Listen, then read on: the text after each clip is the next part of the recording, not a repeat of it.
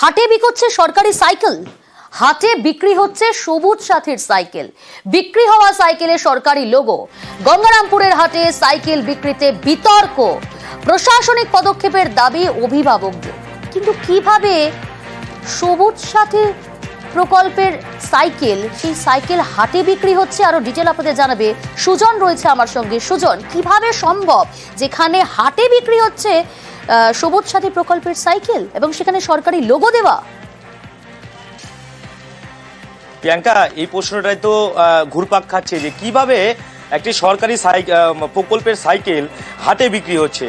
কারণ রাজ্যের মুখ্যমন্ত্রী মমতা বন্দ্যোপাধ্যায় ছাত্রছাত্রীদের সুবিধার জন্য যে সবুজ সাথী প্রকল্প করা হয়েছিল, সেই সবুজ সাথী প্রকল্পের আওতায় যে সমস্ত ছাত্রছাত্রীরা পড়ে তারা কিন্তু সাইকেল পেয়েছে। কিন্তু ঠিক সেই সাইকেল দক্ষিণ দিনাজপুর জেলার গঙ্গারামপুরের শিববাড়ি হাটে লাইন বাই লাইন দাঁড় করিয়ে সেখানে বিক্রি হচ্ছে। সাইকেলের দর উঠছে কত প্রিয়াঙ্কা জানো তুমি? 1800 থেকে 2000 টাকা এইভাবে সাইকেলের দর উঠছে এবং সেখানে কিন্তু বিক্রি হচ্ছে, যা নিয়ে কিন্তু প্রশাসনের কোনো ভূমিকা নেই। কারণ প্রশাসন সাইকেলে যে এই যে একটা হাটে কি করে যে সাইকেল বিক্রি হচ্ছে, লোগো লাগানো সরকারি পশ্চিমবঙ্গ সরকারের যে লোগো, সেই লোগো লাগানো সাইকেল যেখানে বিক্রি হচ্ছে, কিন্তু ব্লক প্রশাসন এবং গঙ্গারামপুর থানা সেখানে নিশ্চয়ই ভিজিট করে না সেই সমস্ত হাট বাজারে।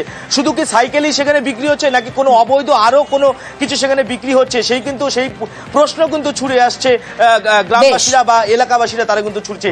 এবং অভিভাবকরা যারা চাইছেন যে এই যে সবুজ সাথী প্রকল্পের যে সাইকেল তারা যেন, যারা প্রাপক তারা পায় এবং সেটা যেন বন্ধ হোক।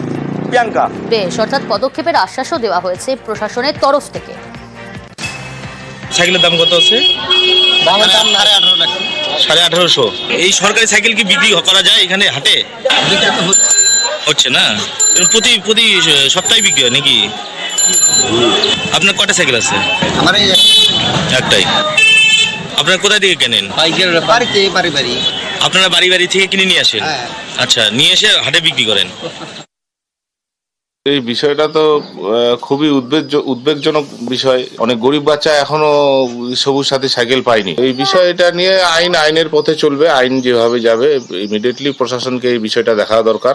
এটা তো এটা একেবারেই কাম্য নয়। আমাদের মাননীয় মুখ্যমন্ত্রী মমতা বন্দ্যোপাধ্যায় রাজ্য সরকারের মাধ্যম দিয়ে যে ছাত্রদের পড়াশুনোর ক্ষেত্রে আরও উৎসাহিত করবার জন্য এবং তাদের যাতে যাতায়াতের সুবিধা হয়, বাড়ি থেকে স্কুল, স্কুল থেকে বাড়ি, তার জন্যই কিন্তু এই বিষয়টা, এই যে সবুজ সাথী প্রকল্পটা তিনি এনেছেন। অবশ্যই এটা আমি প্রশাসনকে বলবো যে খোঁজ নিয়ে দেখতে, এবং গার্জিয়ান এবং তার ছাত্রছাত্রী যারা সেই সাইকেল যদি কোথাও কোনো হাটে পাওয়া যায়, এইটা তো নিশ্চিতভাবেই কোনো সরকারি গোডাউন থেকে সেখানে গিয়ে বিক্রি হচ্ছে সেরকম তো হতে পারে না। কেউ যদি সেটা পেয়ে যদি বিক্রির পথ বেছে নেন তাহলে সেটা একদমই ঠিক নয়।